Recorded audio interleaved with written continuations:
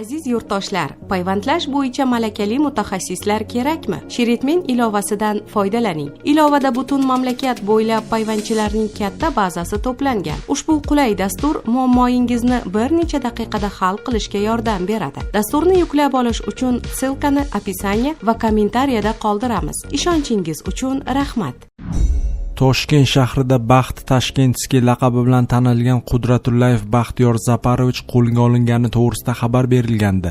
Toshkent shahar jinoyat ishlari bo'yicha Yakkasaroy tuman sudi Toshkent shahar ichki ishlar bosh boshqarmasi binosida Baxtiyor Qudratullayevga doir ishni ko'rib chiqdi. Toshkent shahar sudi axborot xizmati ushbu ma'lumotni Daryoga tasdiqladi. Sud qarori matnida keltirilishicha 29 noyabr kuni Baxtiyor Qudratullayev ma'muriy javobgarlik to'g'risidagi kodeksning 183-moddasi va 194-moddasi birinchi qismida nazarda tutilgan ma'muriy huquqbuzarliklarni sodir etganlikda aybli deb topilgan. Sud qarori bilan unga 15 sutka ma'muriy qamoq jazosi tayinlangan.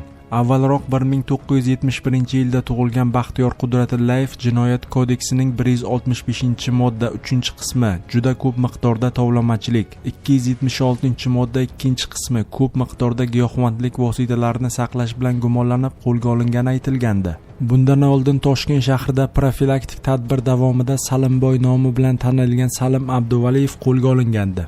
1950-yilda tug'ilgan Abduvaliyev Salim Kirgizbayevich 248-modda 1-qismi o'q otar qurolni qonunga xilof ravishda saqlashda gumon qilinuvchi tarzda jalb etilib protsessual tartibda ushlangan.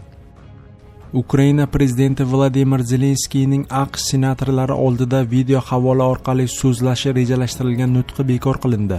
Bu haqda Senatdagi demokratik ko'pchilik rahbari Chak Shumer ma'lum qildi. Aytgancha, bugun Zelenskiy bizga qo'shila olmaydi.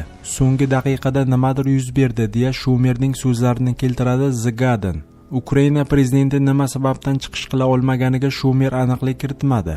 Zelenskiy 5-dekabr kuni senatorlar bilan gaplashish kerak edi. The Hill yozganidek, Ukraina prezidenti senatorlarni urushdagi vaziyatdan xabardor qilib, Kiyevga harbiy yordam ko'rsatishni davom ettirishga chaqirmoqchi bo'lgan. 6-dekabr kuni AQSh senatida Ukrainaga $60 milliard yangi harbiy yordam paketi ajratish bo'yicha ovoz berish rejalashtirilgan.